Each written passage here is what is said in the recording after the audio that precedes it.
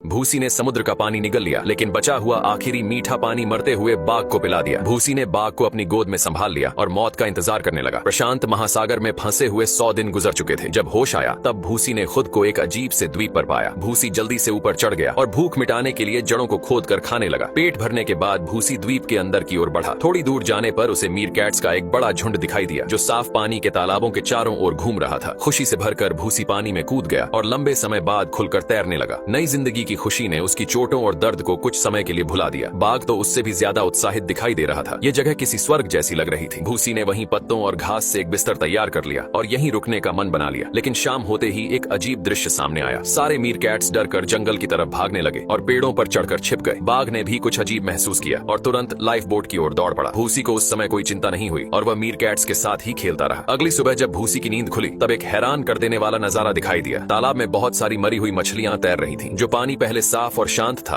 वही अब तेजाब में बदल चुका था। भूसी ने एक चमकता हुआ फूल उठाया और जब उसे खोला तो उसके अंदर एक इंसानी दांत छिपा हुआ मिला। यह देखकर भूसी के मन में डर बैठ गया और समझ में आ गया कि यह द्वीप दिखने में भले ही सुंदर हो लेकिन असल में बेहद खतरनाक है। अगले दिन भूसी ने काफी खाना और पानी इकट्ठा कर लिया। फिर उसने अपनी सीटी बजाई और बाघ तुरंत उसकी ओर दौड़ता हुआ आ गया। दोनों ने एक बार उस द्वीप की तरफ देखा जिसने कुछ समय के लिए उम्मीद दी थी। कई रातों तक समुद्र में नाव चलाने के बाद आखिरकार वे मुख्य भूमि के तट तक पहुंच गए। भूसी इतना थक चुका था कि खड़ा होना भी मुश्किल हो रहा था, लेकिन बाघ अभी भी ताकत से भरा हुआ था। बाघ बिना पीछे मुड़े सीधे जंगल की ओर चला गया। भूसी वहीं थककर और दुख से बेहोश हो गया। जब बचाव दल ने 222 दिनों बाद भूसी को पाया तब उस लंबे सफर की याद में बाघ को अपने परिवार जैसा महसूस किया।